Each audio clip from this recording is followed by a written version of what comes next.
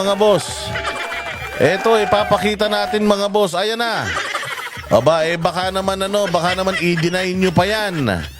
Baka naman i-deny nyo pa yung larawan na yan. Diyos mio, kitang-kita na. Ayan nakalagay. House of Representatives. Merong receive date. Ayan, nasa taas. Merong receive date December 11. Time, 4:08 p.m. Aba, hapon na. At ang nag-receive ay si Relly. Ayan, si Relly. Nakalagay dyan, House of Representatives Bills and Index Service. Ayan, may tatak ng pagkasuri. Kumbaga ba sa baboy? Kumbaga ba sa karning baka? Oo, kumbaga pumunta na sila doon sa slaughterhouse. Dinala na sa slaughterhouse, tinatakan na, tatak ng pagkasuri ang tawag dyan. Oo, tapos kinatay-katay na nila. Ayan na, kinatay na yung budget.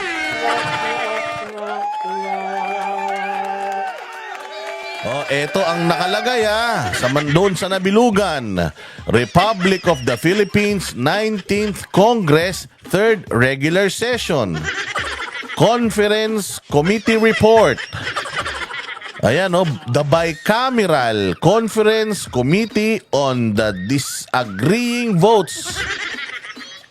Ayan, tapos nakalagay dyan, House Bill number 10800 titled An Act Appropriating Funds for the Operation of the Government of the Republic of the Philippines from January 1 to December 31, 2025. Ayan bilog na bilog. Tingnan nyo.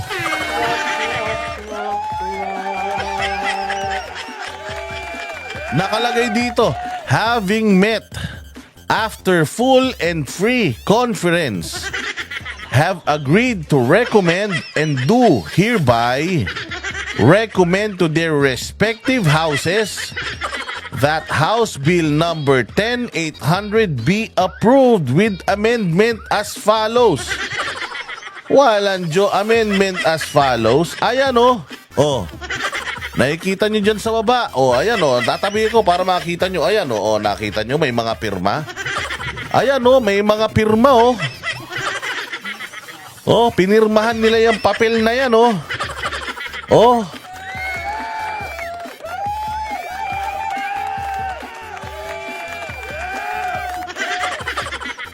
hindi ba?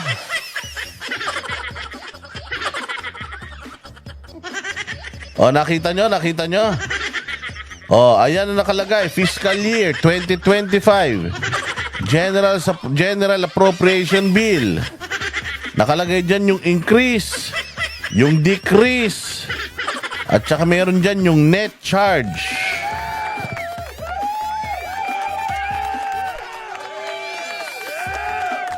At nandiyan dyan, mga bossing, yung mga blanco. Yun, nakikita nyo doon sa may bandang baba. Yung, ang pangalan ay National Fisheries Research and Development, blanco. Yung Philippine Center for Post-Harvest Development and Mechanization, blanco. At marami pa ito. Marami pa itong mga blanco na ito, kabilang yung mga inirereklamong mga blanco-blanco. Ayan nakita nyo sa may bandang baba. Ayan puros mga scribbles. Wet signature ang mga yan, boss. Pirma talaga yan na ballpen, hindi po e-signature yan.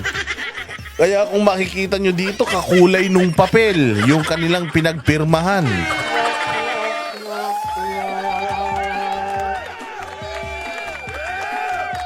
Diba? Office of the Vice President.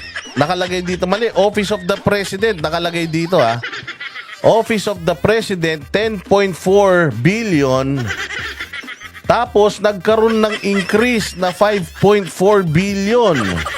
Saan ka naman? Yung 10.4 naging 15.8 billion.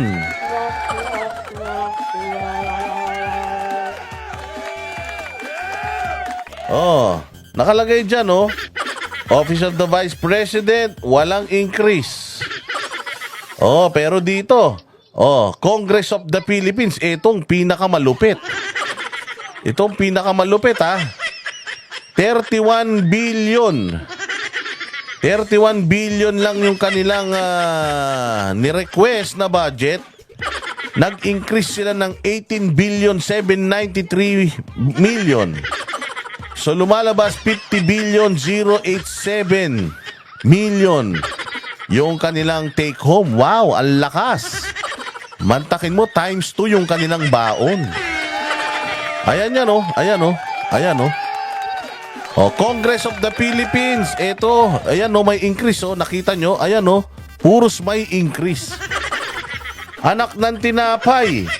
Ano pa yung may increase? Nilagyan pa ng increase yung Senate. Ayan, 1.1. Commission on Appointments. Nagkaroon sila ng 368 billion. Commission on Appointments, House of Representatives, 17 million. Billion pala. Tapos ang ano pa ba? Ito, yung Department of Agrarian Reform, DAR, may 351 billion. Na idinagdag. Sige. Sino pa? May dinagdag din sa Bureau of Fisheries and Aquatic Resources, 2 billion. Ano pa yung mga nakalagay dito? Fertilizer and Pesticide Authority, dumagdag din ng 28. Yung Philippine Carabao Center, nadagdagan din. Putang ina, wala nang kalabaw Nadagdagan din ng 35 million ba ito? Yung Philippine Council for Agriculture and Fisheries, nadagdagan din 9.9 million. Napansin nyo kung anong at marami pang ibang mga nadagdagan. Sabi ko nga sa inyo na nagbago talaga yung mga budget Kasi itong unang linya, yaan yung pinag-uusapan. Ngayon, yung pangalawang linya, yung increase. Ayan, so may nag-increase. Tapos fiscal year 2025 GAA, General Appropriations Bill, BICAM report. Ayun na yung dulo. Yun na yung kanilang napagkasunduan. Pero may mga blanco. At yung mga blanco, ayan, makikita nyo dyan sa papel, pirmado at received. Received ng House of Representatives, Bills and Annex Service.